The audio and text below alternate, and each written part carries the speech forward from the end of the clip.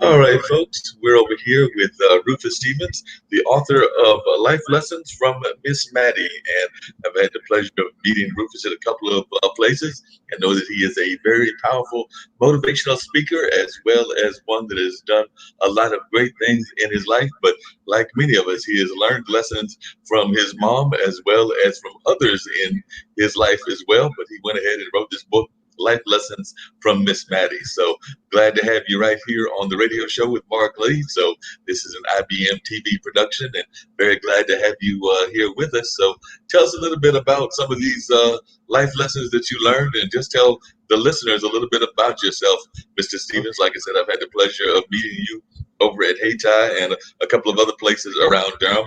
And by the way, I should ask, how are you doing? I know a lot of folks are still confined in their homes as we're trying to deal with the pandemic that we're in the middle of. So I guess I should start right there. Is how are you doing just in general? And then if you'll tell us a little bit about how you came about getting this book going. Well, thank you, Mark. First of all, we're doing fine, and we're doing fine because we intended to do fine. We are staying safe. We're doing what the clinicians tell us to do and researchers, and so things are well at this house. I grew up in Savannah, Georgia, and I grew up in a family of 5 children, a single parent, supported by a grandmother and a surrogate aunt. And my mother, I lovingly called my street fighter because she would do anything for her 5 kids. She was ends oriented. She taught school all over Georgia for peanuts. At one point, we don't know how she did it. At one point, she had 3 kids in college at the same time. She dealt with the racism and the hostilities in little towns throughout Georgia, and that didn't dissuade her. And we finally ended up in Savannah, all finishing school and everything else. But she was dedicated to us. And sometimes, Mark, you live so close to greatness that you don't see it as greatness until you come away from it. And then, such as it was with my mother, this woman was something else.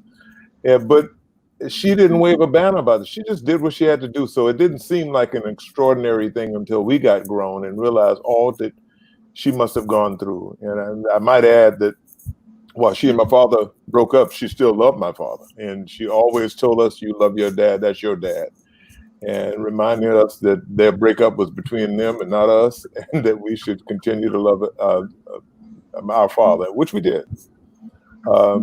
And so one day I just felt the urge, and prompted by a couple of friends, and I make the point in the book that when they heard about Miss Maddie, they said, "We want to know more." And so I started to do a biography, but I think it would be much more meaningful and more consumable by people reading it if I just pointed out some lessons. Now, this is not exhaustive, but these are 8 lessons that we just grabbed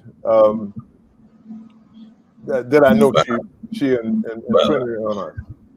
And you said that she was a teacher, and I know a lot of times people don't necessarily have the kind of respect that we should have for teachers. So I was just wondering what your thoughts are on that, because like I said, you grew up with a mom who was a teacher, and this was in an era when, in my mind, I think teachers maybe even had more respect than they have now. And a lot of times people want to see teachers get paid more and would like to see teachers actually be honored in the way that they should. And I'm a big supporter of that. I think that teachers deserve to get paid a lot more. I know that there was a major TV anchor, and I don't remember, not anchor, but a major TV producer, I believe it was Shonda Rhimes, who said that after she had gone around and had to do home teaching, because we know a lot of people are having to teach their kids at home, she thinks teachers should be getting paid billions of dollars, if not something along that realm, because just of what she's had to do becoming a teacher while also still doing the production of her TV shows and things of that nature. So we are seeing more people definitely having respect for teachers. So as one that grew up as the son of a teacher, what is some of your thoughts about the teaching profession and whether we're doing a good enough job of honoring our teachers? Well, yeah, and I think your point's well made. We are not doing a good enough job. These people are ninjas. Many of them have to buy supplies out of their own pockets because they don't get the money from the school district. My mother was a teacher in a time when, to your point, she was highly respected. Teachers all you had to do to earn discipline was to come home with a message that the teacher was not pleased with what you did that day. They were highly respected. And she was always called Miss Steve throughout Southern Georgia.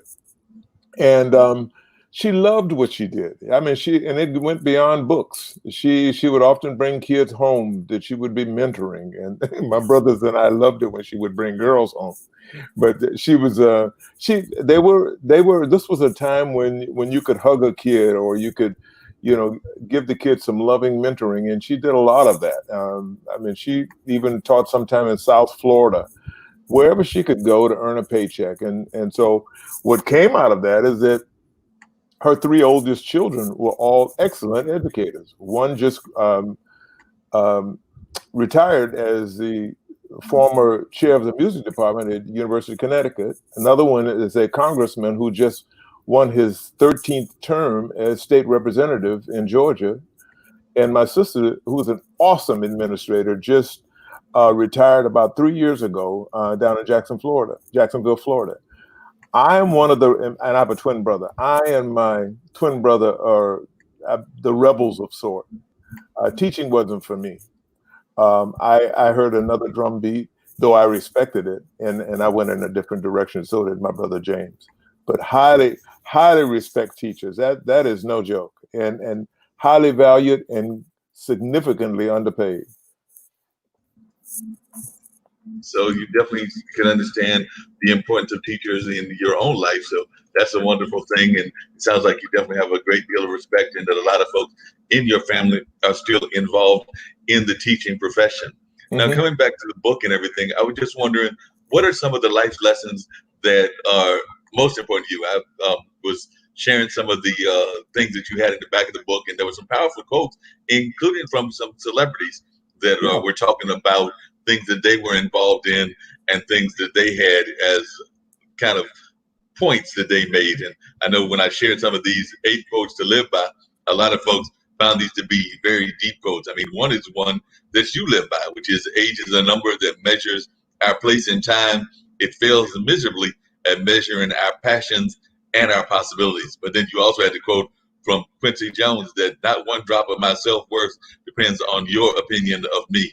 And I think a lot of times we get caught up in that. We're too worried about what other people are thinking about ourselves, and worrying about how they are going to frame their like or dislike of us. So just wondering what some of your thoughts are on in that regards. Well, I came to, I dealt with self-image issues for a long time as an adult. And then I got to the point where I fell in love with me. And I saw my self-worth, and that's when life changed for me, probably early mid-40s. And I love Quincy Jones's quote. You know what? I know I'm great. And it really doesn't matter that you think so or don't think. And I came to understand a lot of times people's opinions of you depends a lot on their damaged rearing or perspective on their own life. And so you can't love if you've never been loved, and that kind of thing. And so I hear them and I don't hear them. I just keep pushing. When I started speaking, there were people that kind of yawn, "Oh, you're going to do that speaking thing?" And yeah, because it's a passion. It's not just something I'll do because I don't have anything else to do. Absolutely love it. When I started writing a book, you have your detractors, but you just miss them and become ends oriented, because the ends justifies the means, and we push back detractors. They have no part of this chapter in my life, and I don't have to get mad about it. I just stay focused. With the issue, the quote about age is that I have to remind myself how old I am, because I have the passion, I say, and I believe it, of somebody 20 years my junior, because there's so many things I want to do and I want to run. In August of this year, I'll be 72, my twin brother and I. And we have to remind ourselves of our age. Our kids tell us all the time, "You don't look like you're 72. That's because we don't think like we're 72. And so, age is just a number. I love it when I hear stories. My wife's grandmother finally stopped doing income tax returns when she was 92. Yeah. Wow. I love people who disrespect the age number and go on and do what life calls them to do. So Yeah, because you're right. I think that sometimes we get too caught up in the age numbers and the things that exist with age, and we don't think about how much we can accomplish even in the age that we're in. I'm about that's to right. be 58 on July 1st, so the first Okay. day of next month I will turn 58 years old. And sometimes there are things that in my life that I wish I had done that I have not accomplished yet, and may not accomplish just because of the nature of age and what happens in society. Like I said, I have got two nephews. I love my nephews dearly.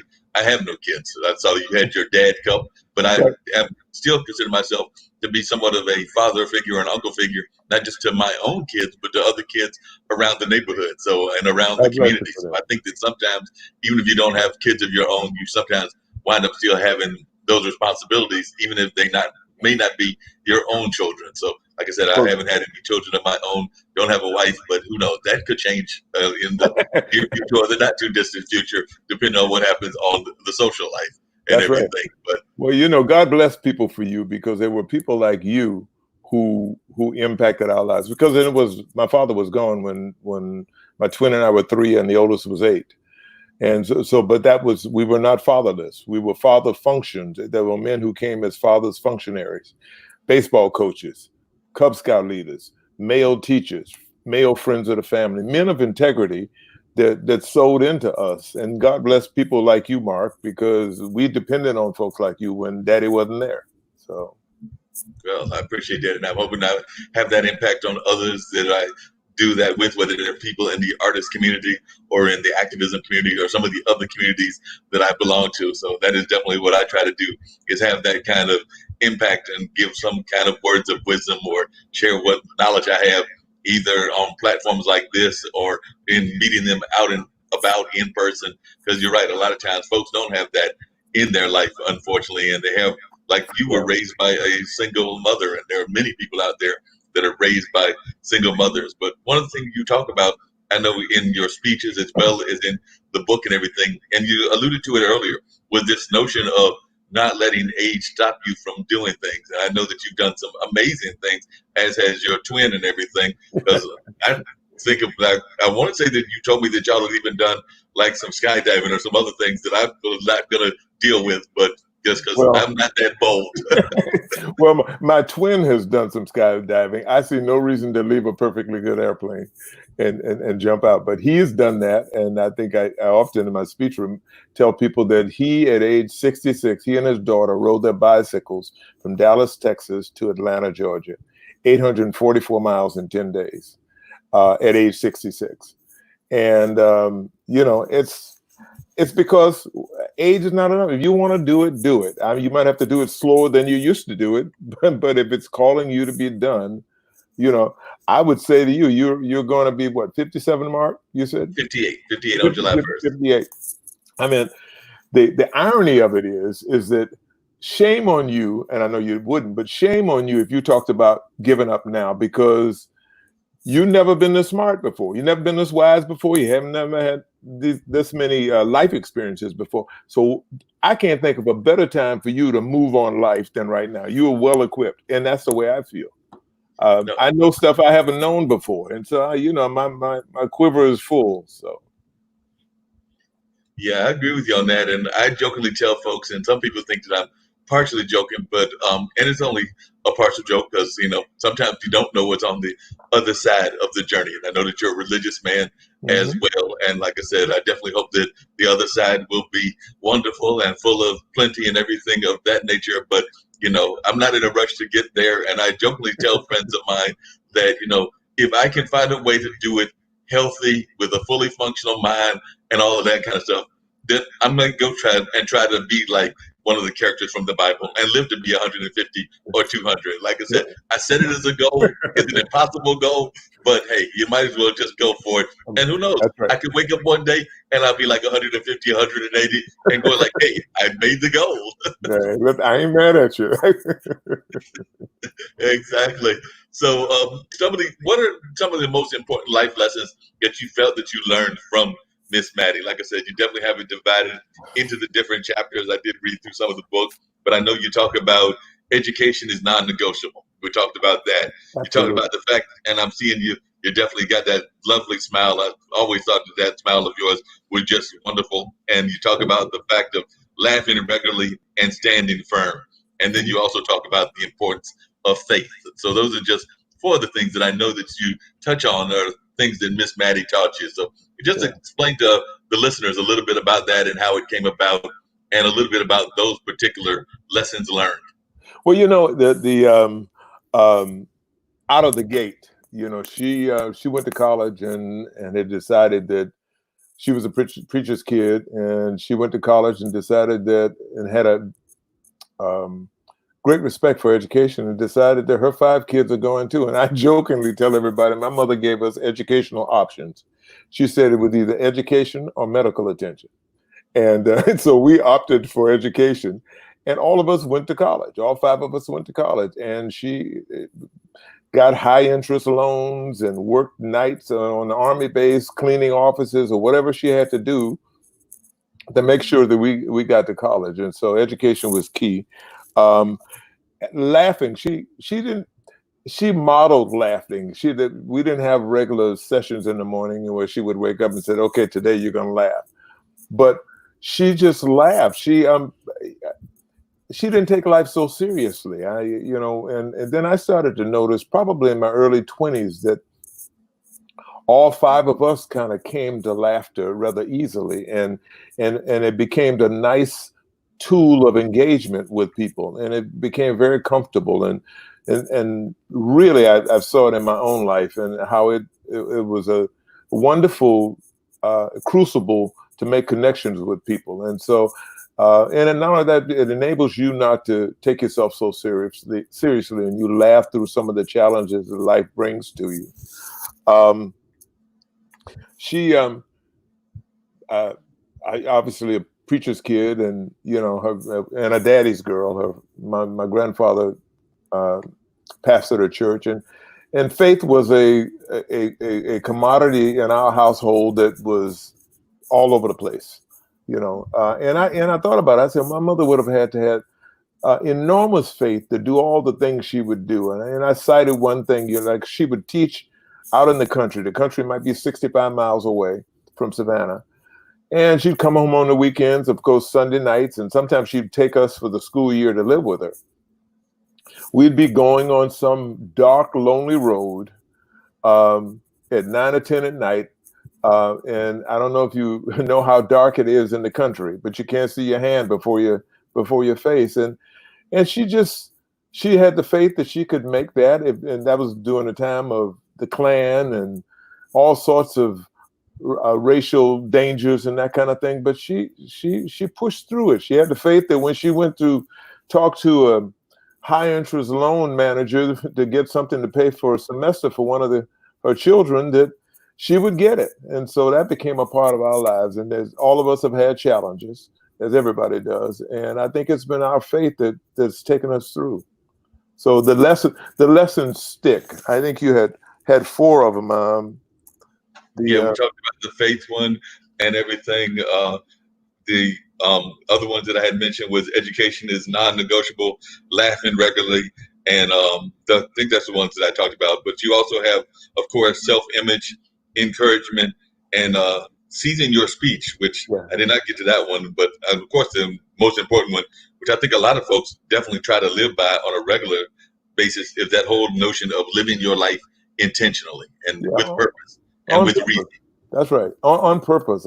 Just don't just be here and just let the winds of life just kind of push you along. Have some kind of purpose and decide what you want to do. Ask your heart what's it calling you to.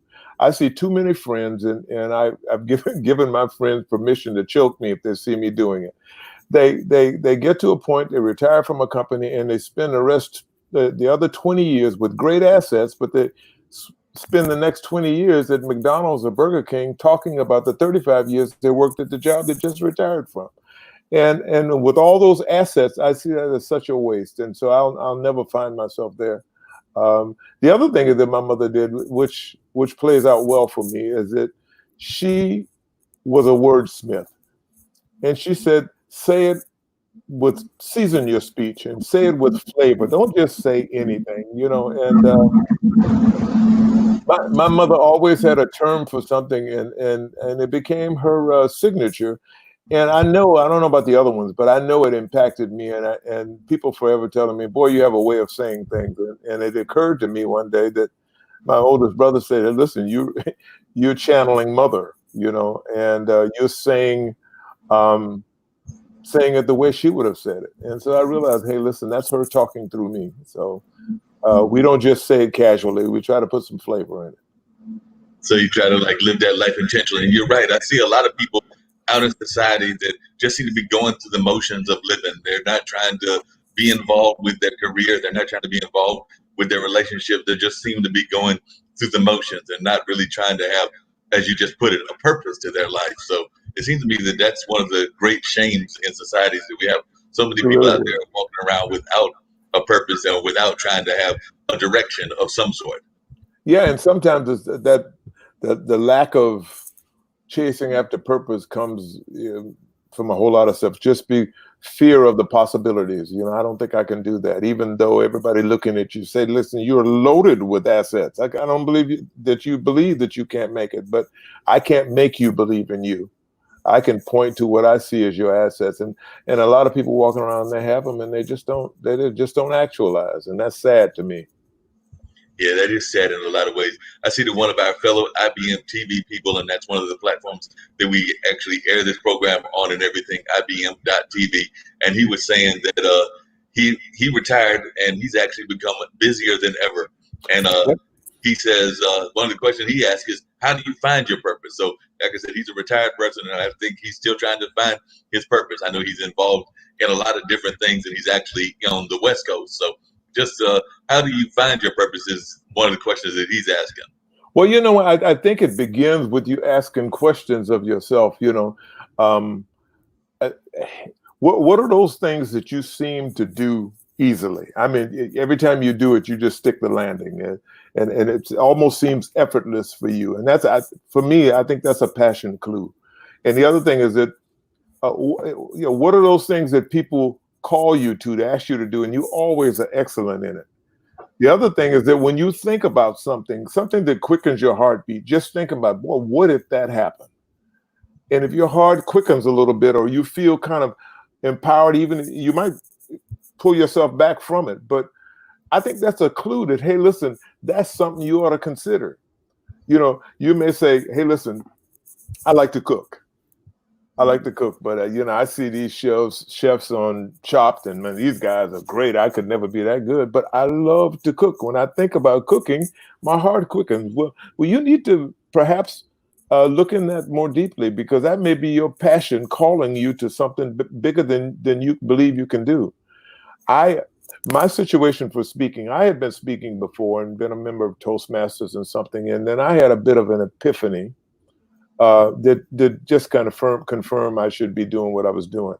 I was speaking at a 50th class reunion in Savannah, and it was a full room of people, 300 folks.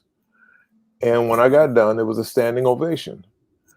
And it's like God told me, listen, I gave you abilities. I can't put it any closer to you than your throat. Now it's yours to move on. And so I moved on it. My wife and I went back to Illinois, where we lived, put our house up for sale, which has been there. We had only been in it a year. We built it and we were on it a year. Put it up for sale. Sold it in 8 days.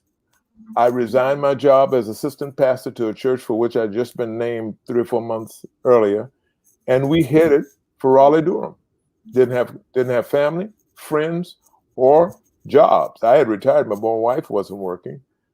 And I'm telling you, it was the best decision we ever made. That was 3 years ago, Mark. And I've met people who've just fed into me, and my speaking career took off. But I mean, to your friend in California, it may involve you stepping out where fear lives. You may have to go to an area where you're nervous about, unsure about, and you may have to just trust that you can do that. Anybody listening to this, the first thing life ask you the question. So you're serious about this speaking thing? You're serious about this, whatever you think you want to do? We'll just see about that. And it'll come and see where you live, and you'll have to stand. If it's in your heart, just stand. Get help if you got to, but don't relinquish that position, because that's your heart calling you to your bigger purpose. You say that, and it's interesting you bring that up, because I remember one time I moved many places. I mean, I moved many miles away, and I moved for two reasons. And when I tell you this story, you're gonna be like, "Well, one of those reasons makes sense. The other one maybe not as much." But I moved basically for what I thought was gonna be love and for a job. I was working at the time at a weekly newspaper in Raleigh. Speaking of Raleigh, I was actually working at the the Carolinian, and I knew that I wanted to. At some point in my career, I knew that I wanted to work for a daily newspaper. It's been a dream of mine for years. I always wanted to at least experience the experience of working for a daily newspaper. So I applied for several. I went to a job interview in Shreveport. I did not like Shreveport. I didn't like the environment of Shreveport. It was very much of a industrial kind of environment, very poor, not the environment that I wanted. And so they turned me down for the job. And that was one of them cases where you get that rejection letter, and I was glad to get the rejection letter. Right. They sent me the letter saying, "We don't want you." And in the back of my mind, I was like, good, because I didn't want y'all either. So I was regretted that. But I did get a job in Boca Raton.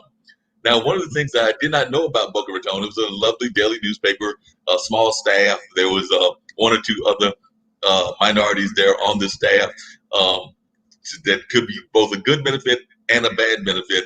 But like I said, I had a crush on a young lady from Miami. I did not realize that Boca Raton and Miami are not that close together. So like I said, when I'm moving Right. down there, I'm like, okay, I'm going to go down there. I'm going to get a chance to be closer to this woman that I have an interest in. And I think I called her up, and she's like, "Mark, you're still about you're closer to North Carolina, but you still got a ways to go. You're not exactly in my backyard." So like I said, that was something that kind of threw me off at everything. So I agree. Sometimes you do have to, and I, like you, I went there with no connections. I mean, I went for the interview, I got hired, but I didn't really have any friends down there at the time. I did make some while I was down there. Me and my mom went and looked at a space, so became friends with the realtor down there. Hogeland, I believe was his name, or something like that. But and some other people that I made that were part of the newspaper staff and just around the community. But I did not stay there that long, partially because, like I said, I went down there without a parachute. I know what you're saying, that sometimes you got to take those risks, but I did not have that backing system. So when, like I said, I probably had that job for less than 6 months, and I had some great news stories that I covered, and I got to accomplish at least one of those goals. I can't say that I worked for a daily newspaper, and I've worked for at least one or two other ones. I've worked for the News Observer as a columnist, and did that for a short time, not that long ago, like maybe in the last 3 or 4 years, that accomplishment happened. So I can say that I've worked at a daily newspaper, so that has been written off the checklist of the bucket list. There you go. At the same time, there are other things that I still want to do that I haven't accomplished yet, so I'm still working on those. But so I'm glad that it worked out for you, but it doesn't always work out. But stay on top, and when it doesn't work, you go somewhere else. But one of the things that occurred to me, and I say it often, there is no misery like an unanswered passion call. That because you're afraid, or because you're listen, this job pays good money, or a lot of people want this position that I'm in, but your heart is calling you to something else. I was an Uber driver in Chicago before I left, and I picked up a guy one day, and we just got to talking. I told him what I spoke on, and he said, "Rufus, we were meant to ride today." He said, I'm a very successful executive. I take care of my family. But I've been working on an adventure. I just turned 50. I've been working on an invention, and I put it off. And he said, "I was meant to talk to you today. You have set me back on track for my purpose, this thing that calls me, but I let the busyness of life get in the way." And I think you gotta stay focused. And even like you say, Mark, even if you blow it, so you blew it. That's just one other way that doesn't work. And so you just stay on task. So. No, I agree with you on that. And like you said, so often life things change in our life. Like I said, my dad, who is closer to your age, he's actually going to turn 80 later on this week. He'll turn 80 on this weekend and everything. but he's actually probably on his fourth or fifth, if not more, career, because he actually was a activist. Well, first he was in the military, then he was an activist in the '60s and the early '70s, and he and my mom started a radio station. You talked about rural North Carolina. Yes, I know about rural life because I grew up in Warrenton, North Carolina. So he worked there where they started a radio station with no experience at all in radio. They had no background in that particular Really? field. They saw a desire for it. They saw that there was a need for jazz in the market. There was nobody doing it, so they just kind of jumped at it and went for it, even though they didn't have the background in radio per se. So Good for they did them. that. And his more recent career is he's a well-known artist. I mean, he does photography, he does some other styles of art as well, but he's definitely well known in the art community here in the area, and I would even argue throughout the region, because he's definitely not just known here in the Durham area, but definitely throughout North Carolina and even in other parts of other states and other places around. So That's definitely a awesome. well known here in the area artist. But like I said, he's about to turn 80 and he still does his photography, he still does his various other kinds of art forms that he is involved with. But I think that that's what I really appreciate, those folks that definitely try to do the things that they are passionate about well That's right. into their what people call the retirement years and Yeah. things of that nature. I think that that's one in my mind, and I just feel curious what you think. I think that that's one of the biggest mistakes that society makes is that it tries to push our folks that are pushing near retirement into being retired and not pursuing things. And I'm not saying that, yes, I get the workforce and the workforce might want younger people in the workforce, even though in some ways I think that's even a mistake. I have a very dear friend who is a professor and she's in the 60 age range, and she's Mhm. actually job hunting and she's finding a very hard time finding jobs because she's in that age range where they want somebody younger, even though she's got a wealth of experience. Yeah, I think America and maybe other countries too, but certainly America, in my opinion, has got it wrong. That when you get 62, 63, 65, it's time to go sit down somewhere. For the reason I just said earlier, to me, that's the time to ratchet up a bit. Maybe not do as much as you used to do because the energy is not there, but certainly the passion is there, and you bring more assets to the things you're doing, and certainly don't go sit down somewhere and leave the rest to rookies. I don't know any basketball team that's got 5 rookies on the floor. No, you can't win like that. You need seasoned folks who know where the landmines are, and that kind of thing. And that's where we come in. And now you don't want to have 5 old guys out on the floor either, because they can't handle that. You need the energy and the fresh insight, but certainly don't write off the old people. Yeah, definitely. And Jim was definitely commenting away. By the way, he said it takes courage, some of the things that you're talking about and everything. And he's also talking about that ageism that just exists in society, that ageism is That's very right. much of a big deal here in America, that we've got to get past that ageism. I mean, we talk about a lot of the other things that exist. And I'm just wondering, what are some of your thoughts? I know we definitely want to touch on what the book is and about more and everything. But what are some of your thoughts about the Black Lives Matter movement that's going on right now? Because that's definitely taking place. And actually, I think we're seeing a lot of the young folks taking leadership in that. And sometimes I think that's a good thing. But I would also like to see some of our folks that are older take some of a greater role as well. I love what's happening. I'm telling you, I grew up in an era where you want to eat at a restaurant, you ordered your food and you picked it up at the back door. You didn't eat at that restaurant. I got books, and I talk about it in my book. When I'm in first grade or whatever, and I got books that's already got Sarah Witkowski's name in there or John Anderson's name in there. These books were transferred from the white school, and they were raggedy, and the white kids were getting new books, and we got their cast-offs. Now you can get mad about it, or you can learn what's in these raggedy books, which we did, and so that's the era I came up in, and I didn't get to go to the opportunity. I didn't take it, the opportunity to go to white schools until I was in 10th grade, and I think it was 1964, and I opted to go to black school. It was a half block away from my house, and it made sense to me. But I remember going to grad school at the University of Florida, and the first time I saw a calculator was at grad school, and the kids who were in grad school, they've had them since high school, and it was just, The inequities are all over the place. You know, and so when I look at what's happening, the whole world, 50 states, 25 countries, it says Black Lives Matter. They're simply saying what we've always known. But our speech was too small, even as a body of people. We're not heard.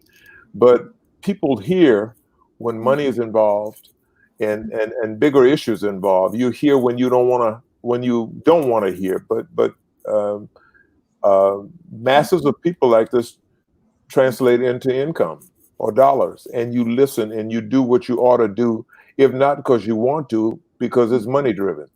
So I'm glad to see. I love to see the young folks there. They probably can't believe that we came up in a society like that.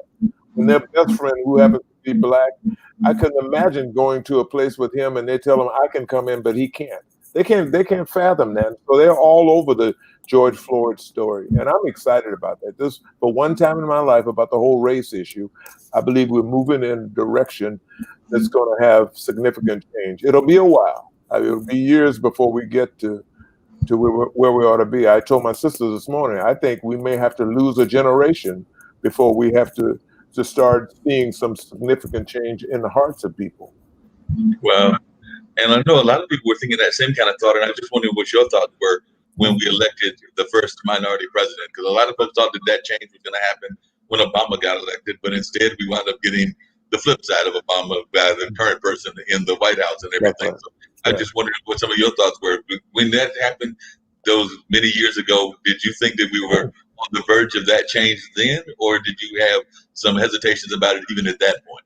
I had hesitations back then because I didn't see anything else around that position changing. You know, if you know anything about the presidency, there are a lot of things you can do, but you can't change the hearts of people. And my biggest concern, quite frankly, for Obama for the 8 years he was there was that somebody might turn violent because they didn't like him sitting in the chair. And thank God that didn't happen. I wasn't as hopeful then because I didn't see the buy-in from the world like I see now.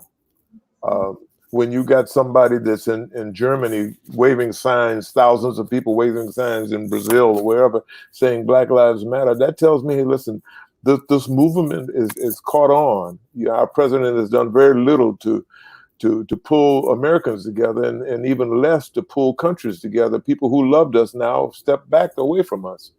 And I think I'm very, very hopeful. I listened to an interview the other day with Samuel Jackson, and he was talking about, he said, it's a shame that he's 72. He said, shame that I'm doing the same thing right now I used to do when I walked with Dr. King and everything else.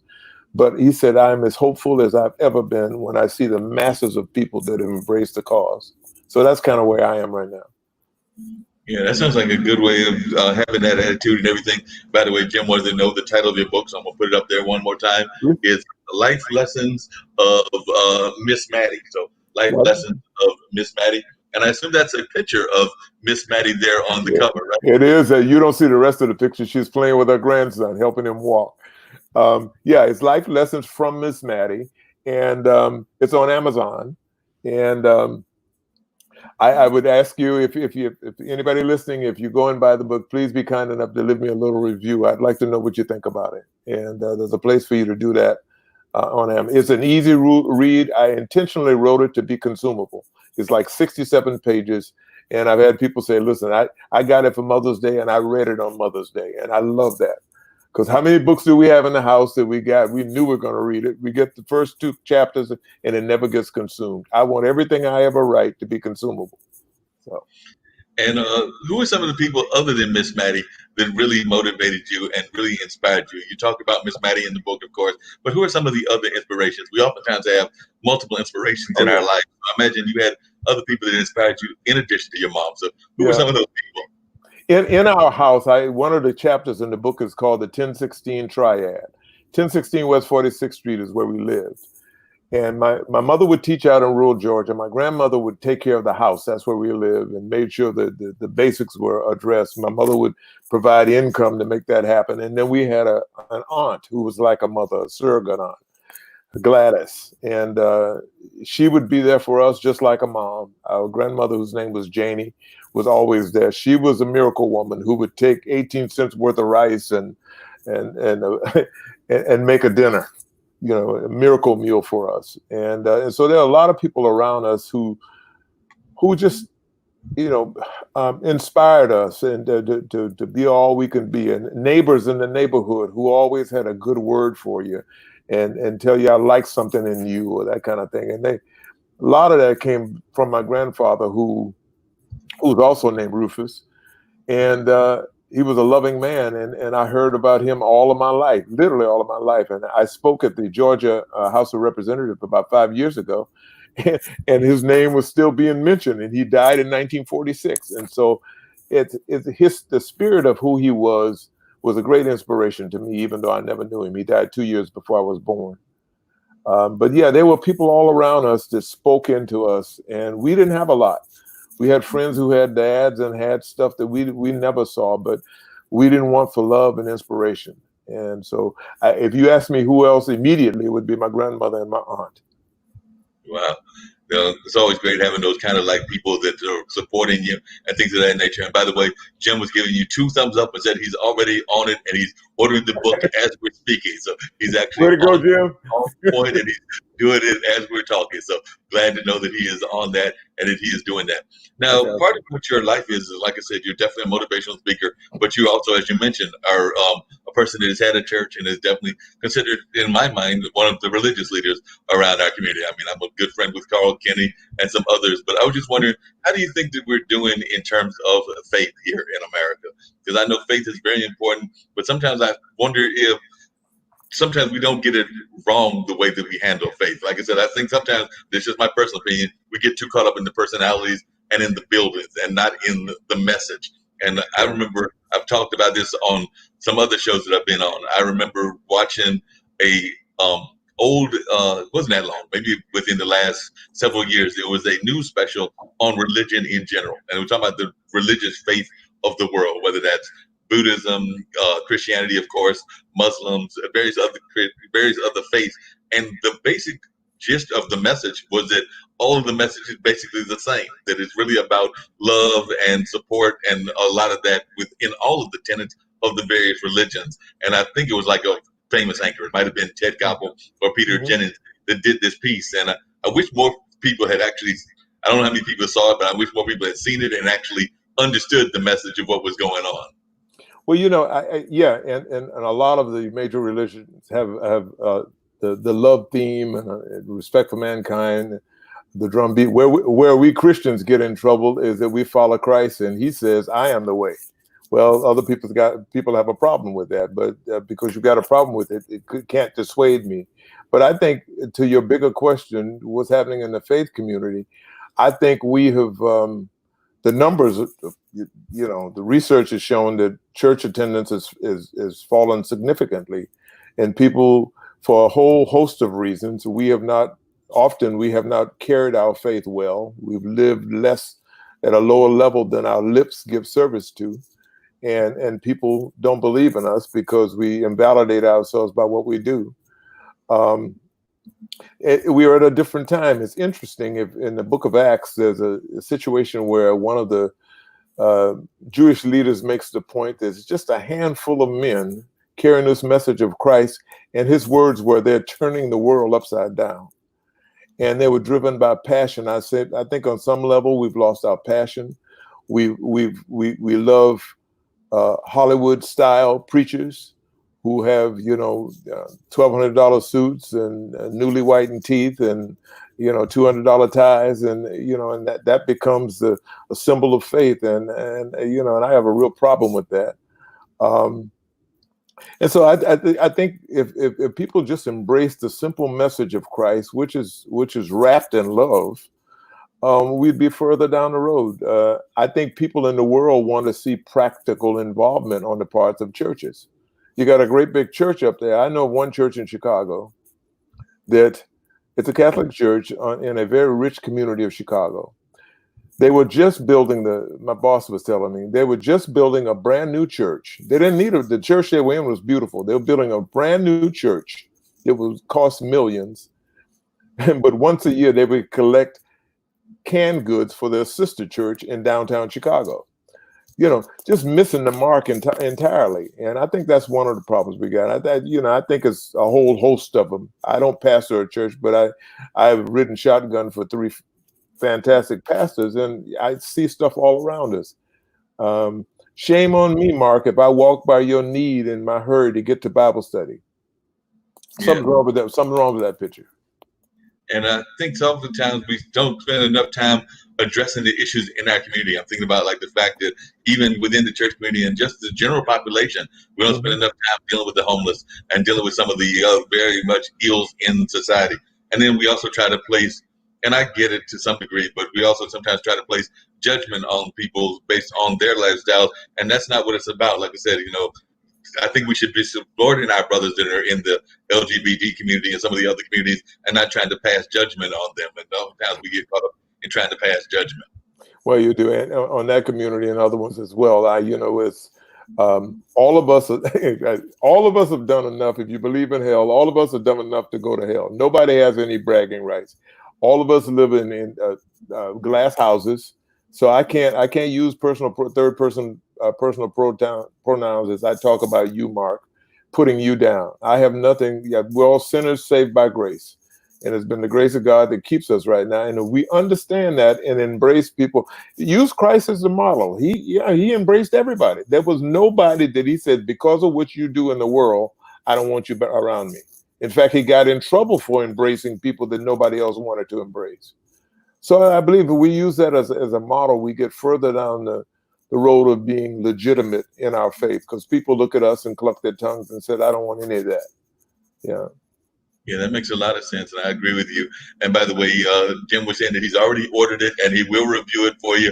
He said that me and you both rock. So he said you and Ruth rock. So he was definitely he was enjoying the conversation, and that he was definitely going to get the book and continue to pass on that information of the wisdom that you learned from your mom and everything. So definitely that he's going to do that and share that knowledge with others around.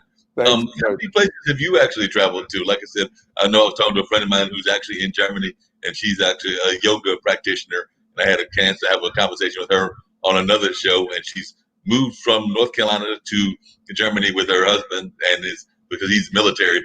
But like I said, she's done some world traveling. I was telling her that I've not done enough world traveling. That's talking about the bucket list. That's on my bucket list.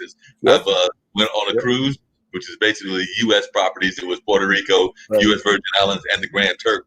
But other than that, I was in Turkey when I was like about 6 months old to maybe 3 or something like that. And other than that, no world travel. So I know I want to do more world travels, but I was just curious about yourself. How much world travel have you done? Not a lot, not enough. As a matter of fact, we had planned to go to Europe about a year ago, and we had a friend passed away and who was going to go, and that's kind of broke our stride. And we will be going to Israel and in April if we're allowed to go.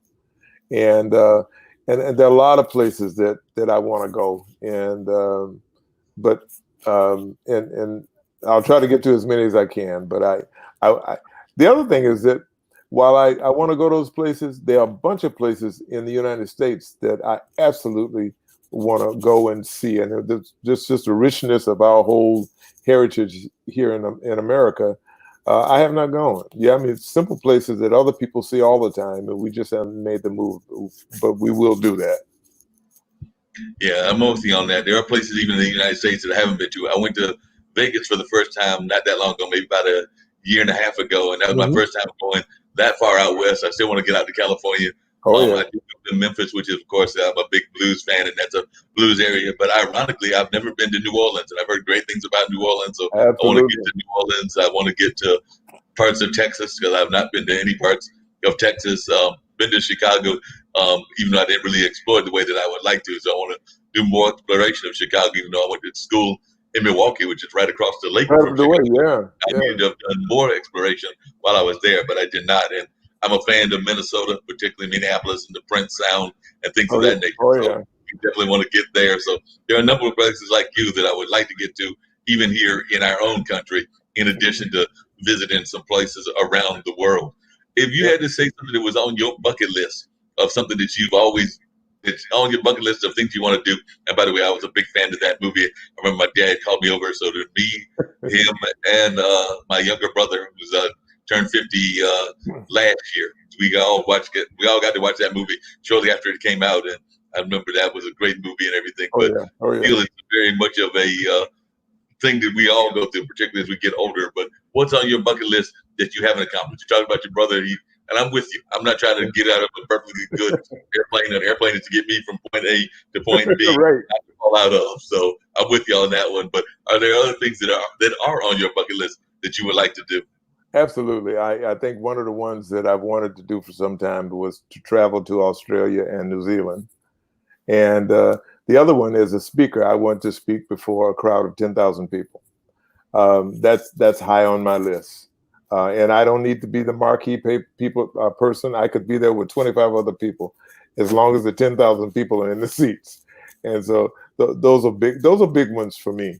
And there's a bunch of places, things I wanted to do. I've never seen the redwoods, and I want to spend some time out west and Monument Park and a bunch of other places. So those are big for me.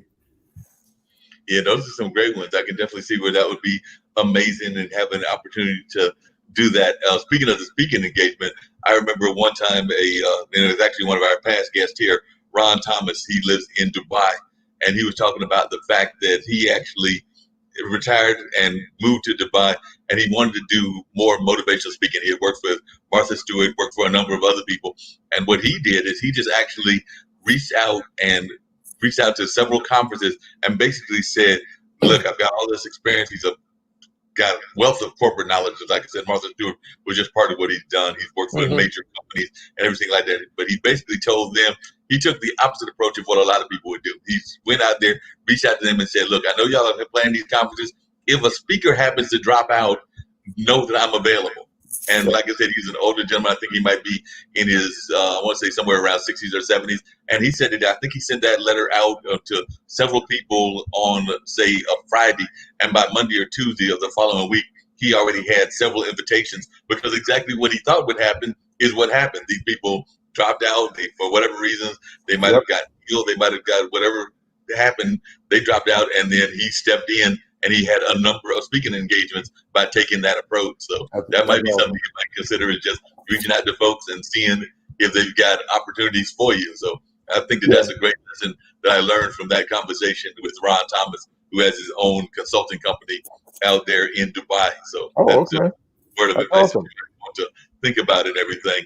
For those that are thinking about, because I've even thought about doing it, doing the whole motivational speaking kind of thing, what are some words of advice that you give to people that might want to share their life lessons and become motivational speakers?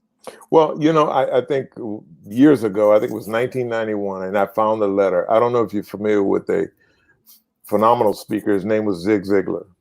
And Zig did a lot of speaking to sales motivation. He's a phenomenal speaker. He's passed away now. But I wrote Zig. He lived in Texas. I wrote Zig, and I said, "Zig, I want to be a speaker." And he wrote me back. I have the letter here. And he said, "First, I will tell you to join a Toastmasters group. The first thing you got to do is hone your skills." And he says, "Then give away as many speeches as you can. Speak to service groups. They're always looking for somebody to come and give them a 10-minute whatever, and for free. And maybe they'll buy you breakfast. But it's not wasted time, because every time you speak, you get better." And he said, "Give away as many as you can." I would tell somebody, because that's one of the things that moved me here, become a part of a mastermind group, people who speak, who are doing what you want to do, so that they can coach you. And I coming to North Carolina, specifically here, has done just that for me. And I gotten gigs because I knew people, and they knew that I had skills, and they could recommend me.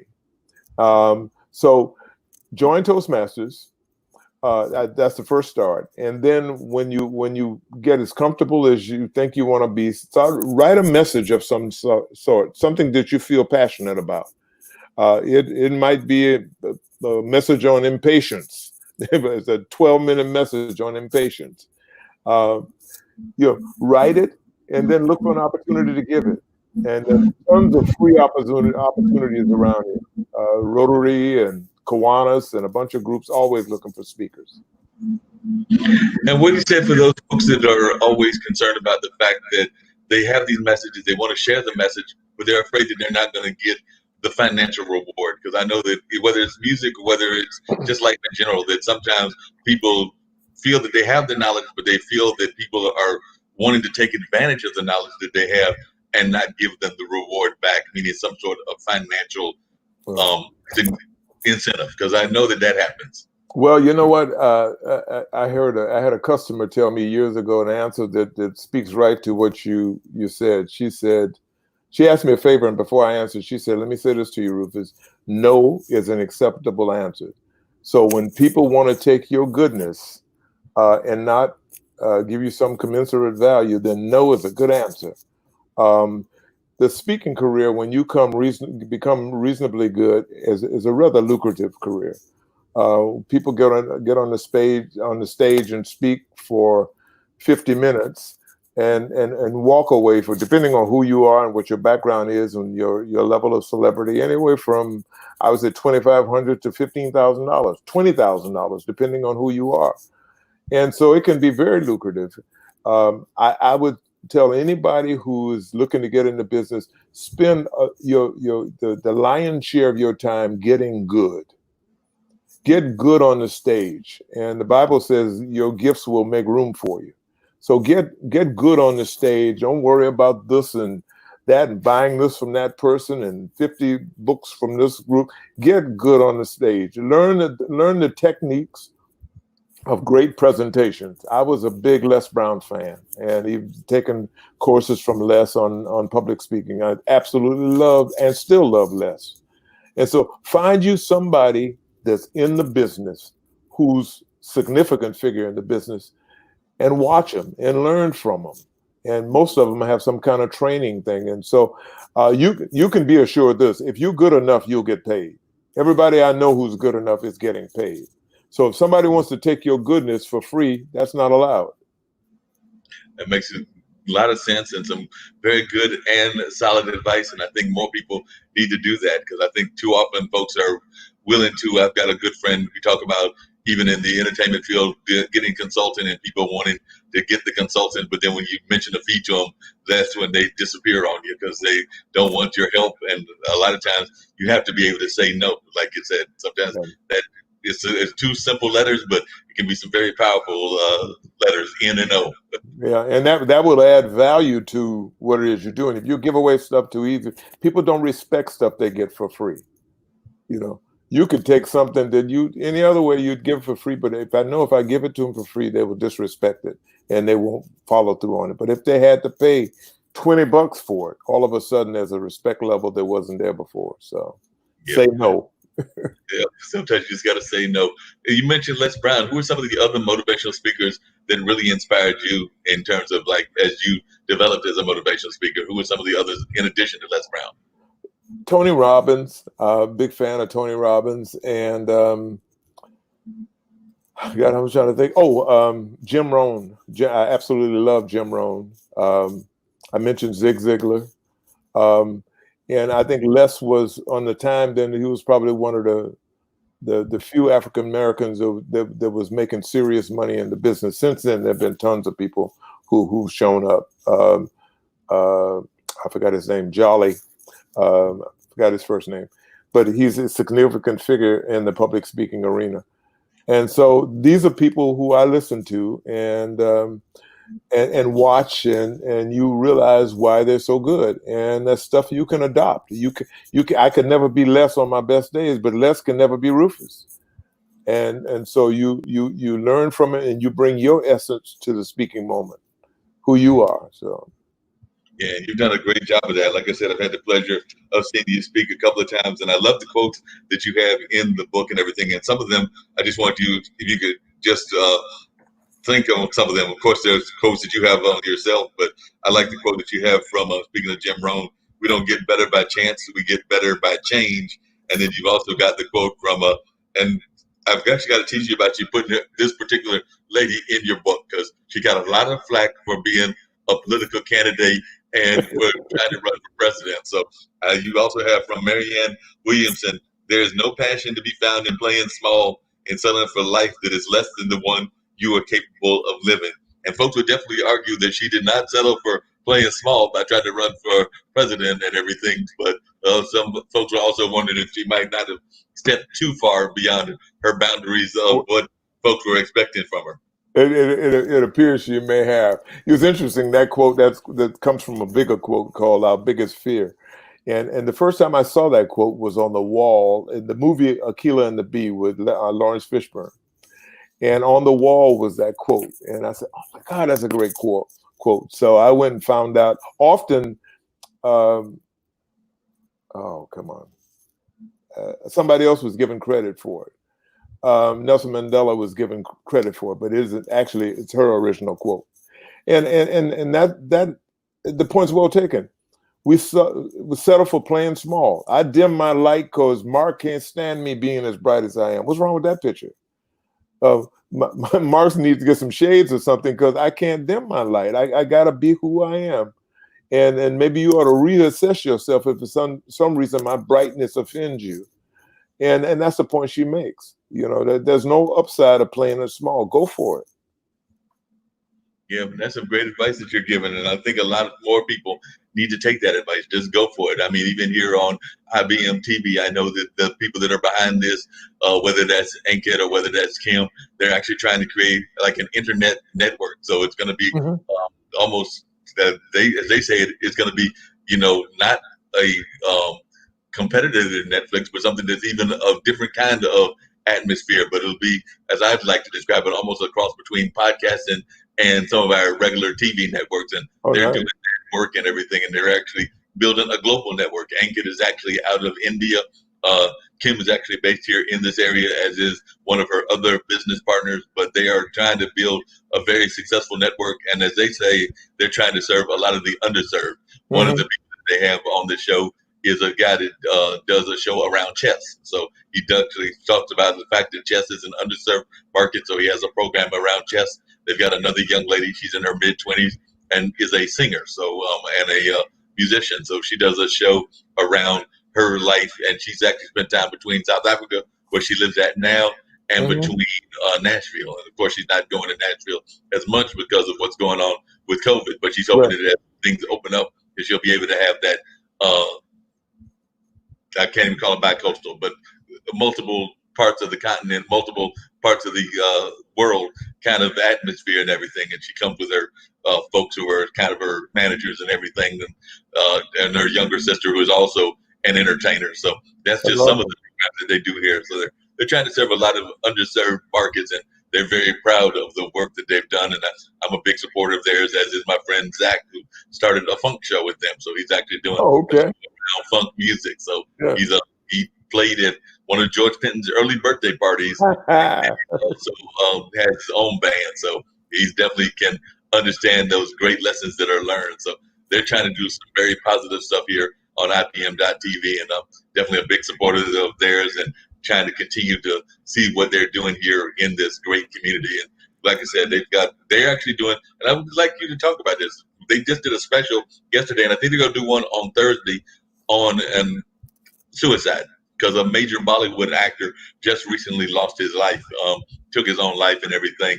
And I know that a lot of times motivational speakers have to reach to people that are at a dark part in their life. So I just wondering, what message do you give to people? I know one of the things I said is that oftentimes we don't do a good enough job of listening to people. A lot of times they're giving us a cry out for help, and we don't even hear the cries out for help. And it might be something as simple as picking up a phone, because sometimes they might be calling, asking us for that help. And because of our own busy life that we live, particularly in the Western world, we're always busy. Even in this COVID age, when a lot of people are locked up in their house in lockdown, we're also finding a lot of people that are still being very busy with their jobs and whatever work they're doing. So I think sometimes we don't sit down and pause enough to reflect with the people that we live around it or are part of our lives. So I just wondered some of your thoughts on that.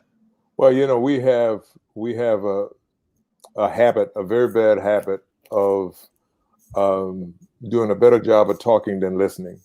We Zig Ziglar, the same guy who used to have a phrase. He said, "God gave us two ears and one mouth, and some of us hadn't gotten the hint yet." Just to listen. There's some people, and I envy them. They are great listeners. They listen to you like nothing else in the world matters but you. And to your point, Mark, I think that's critical to the people out here because there's an ache in their heart, and they put on the game face, and you think everything's okay until you get the phone call that something's wrong. I remember something Les Brown used to say, and it's resonated with me. He said he watched so many young kids committing suicide, and he said he used to tell them that that's a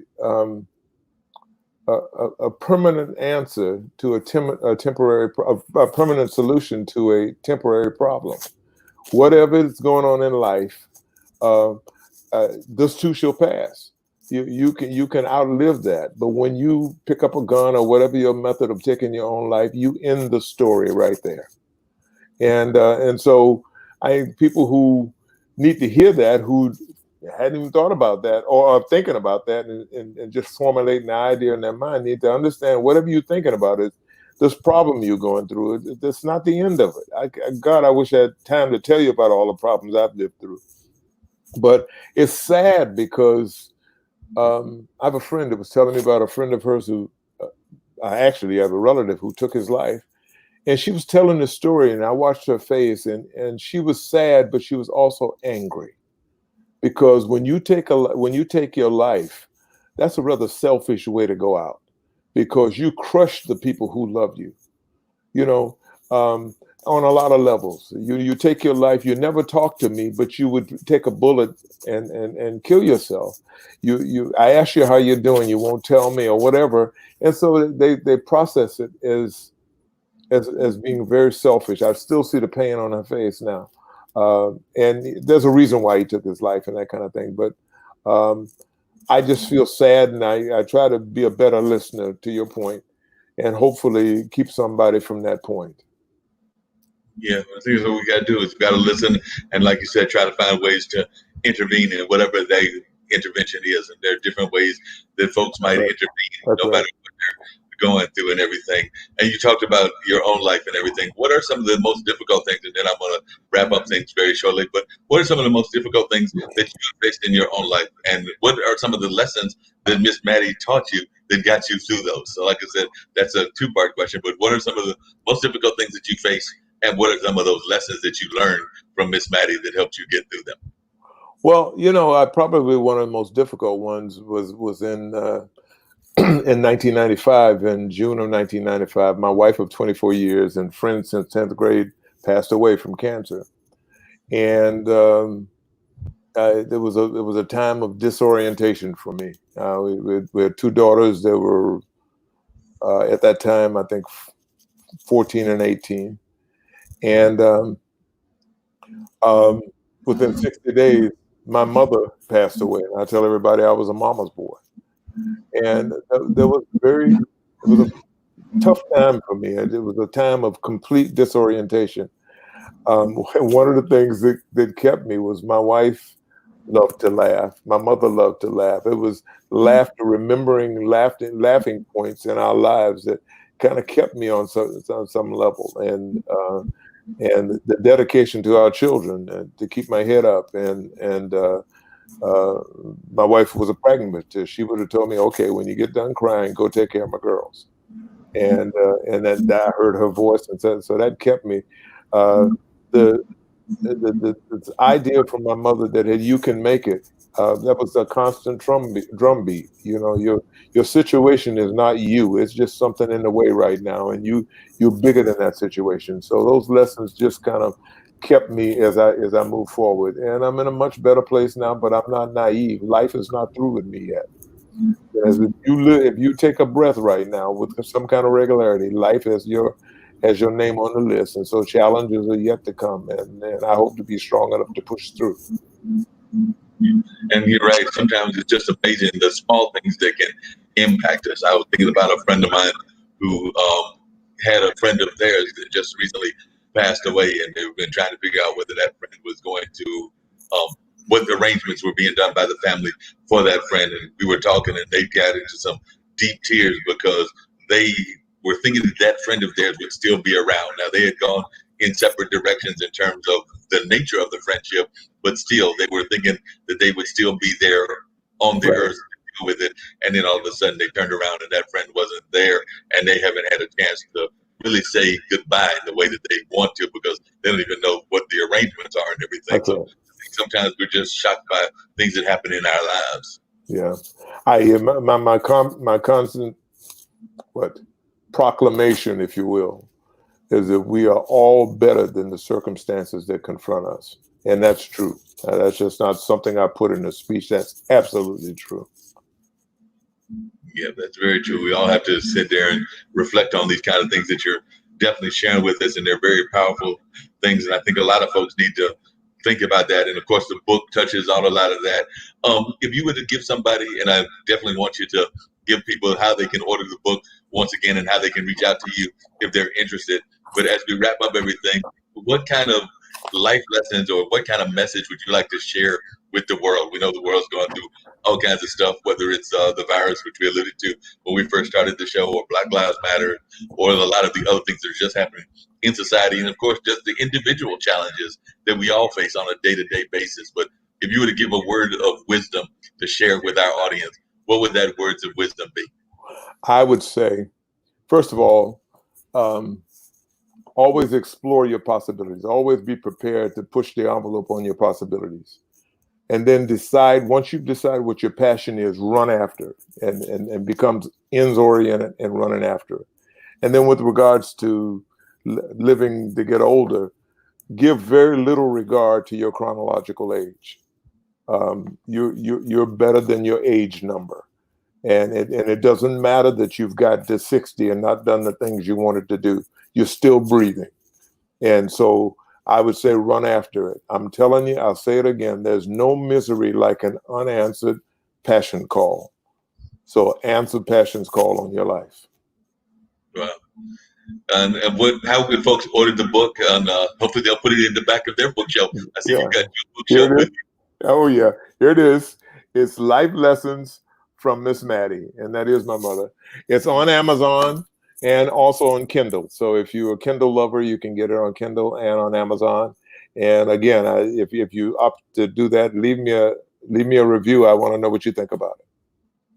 I'm definitely sure people will be checking it out and watching it and letting you know what they think about it. Like I said, we did have Jim Eade, who's one of my fellow announcers here, and he was checking out the show and making some comments. And we also had Ronnie Perry, who is a longtime friend and a former minister here in the area, who now lives in Florida. He's Florida-based, so he's actually used to be connected with Christ Central Church, but now he's got his own church down there in the Florida area. So he was also listening. I know that I've seen other people that have popped in and listened to a little bit of our conversation as well. So definitely appreciate you being on here on the radio show with Marc Lee.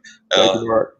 They definitely teased me about that. It's on IBM TV, but that's the name they came up with. And I think it's a cute little name and everything. So keep it going that way. So definitely appreciate you being my guest on this particular edition. And I think that you definitely gave them some great lessons to think about and that you were willing to share. So we definitely appreciate that. And just real quick, as I think about things as I wrap up, and let them get back to their other programming. In your bookshelf back there, and I've been watching that bookshelf the whole time. Do you have an absolute favorite book? One of the books I like a lot is Steve Harvey's book called Jump. Yeah, and it's an easy read, but it's very definitive in it. I also have books back there by Chuck Swindoll and Les Brown and other people as well. But the one that jumps out at me is Steve Harvey's book called Jump, because it's a definitive book and I like it. Okay. And is there are those awards that I'm seeing in the back, or are those pictures I'm seeing in the back?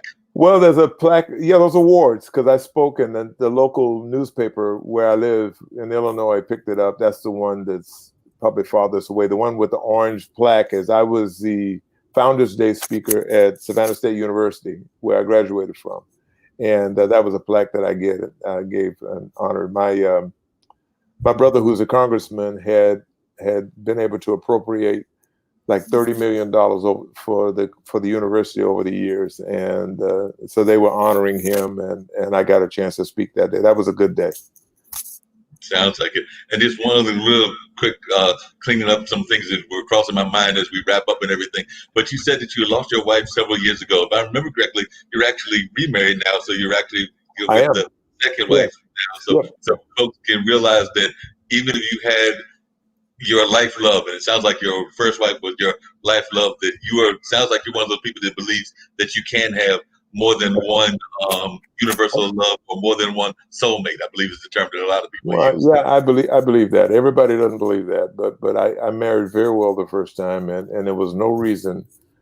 Some men were meant to marry, and I think I was one of them. And there was no reason in the world why I couldn't find love of a strong Christian woman like my wife Cynthia is now. And so God has blessed me. So we're in a very good place, and we went from 2 children to 4 children, and grown folks that are out of the house and buying their own bologna. So we're in a good place. And now you're out there making a lot of success, and we're hoping that you're going to get that dream that you want of speaking in front of that big audience. I'm going to see what we can do. Hopefully, maybe Kim and some of the other people that are connected with this platform can help make that happen, or maybe somebody that's listening, like Jim or somebody else, might have that connection that we're looking for. So hopefully that will happen in the very near future. Once again, I do want to thank Rufus for being my guest. And like I said, I can't wait till we're going to get back to big buildings like the Carolina Theater and the Hayti Heritage Center and some of the other big buildings around here in Durham and Raleigh and around the area, so that we can actually see you speak in public. Because I think that while you're a dynamic speaker, and I've definitely enjoyed the conversation, just seeing you speak in live and in person is a wonderful experience. I know that I've had the pleasure and I thoroughly enjoyed it, and can't wait till we get back into whatever the new normal is and are able to actually see you speak. It might be that it's a smaller amount of people because of what we're going to have to do in terms of separation and everything. So it was a 400 seat theater like the Hayti is, or 1,000 plus seat theater that the Carolina Theater is. It might, in the case of the Hayti, be 100 or so, or in the case of the Carolina Theater, be 250. But we might have to make some adjustments. But whatever those adjustments are, I hope that we make them so that people can hear you and do the speaking. And of course, we might have to do some interesting things where the 250 people see you speak at the venue and others are watching it virtually. That's right. Like that. Well, and that's what we're looking at now, a virtual presentation. So that's likely where we're going to end up. Yeah, I believe you're right. I appreciate it, man. Thank you so much. Seeing virtual presentations where you see fewer people in the audience and more people that are actually watching it from their computer or wherever else they are able to watch it from. I don't know about you, but I'm a big sports fan, and I'm not sure how I feel about going to a baseball game and watching it that way, or actually getting to a football game. I know I used to go to the Panthers, not that often, but I went to like maybe 3 or 4 games down there over several years, and seeing it on TV is not the same as in person, but I know we have to make some adjustments and rules, and that's just the way society's going to be while they tackle whatever is causing the pandemic, and we try to find that cure and that vaccination and the other things that have to happen. That's right. Looking forward to that. I'm looking forward to it as well. Thanks once again, Rufus. And once again, the book is Life Lessons from Miss Maddie. If you've been listening to us both here on this platform, and of course, we'll be re-airing it on our Next Level network, which is where we air our normal podcast in terms of Blog Talk Radio as well as some other platforms. So wherever you're hearing this message at, we hope that you will pick up a copy of the book and go out there and get a copy of the book, because I know that I'm hoping that Rufus calls me back and says, "Hey, Mark, I had a spike in my cells, and it was all because of you." Looking forward to it. 4 or 5 people calling him and telling him that they ordered the book because of this conversation. I think it would have definitely been worth it. So once again, I want to thank you for joining me, Rufus, and we'll be seeing you in the very near future. And I'll have to get you back on this platform in the very near future as well. Who knows, maybe you will join us or some of the other folks, and then we can have even more of a conversation about what they're doing and how they can get you out there as well. So once again, thanks for being on the show, Rufus. Thank you, Mark. I appreciate it. No problem. Yep.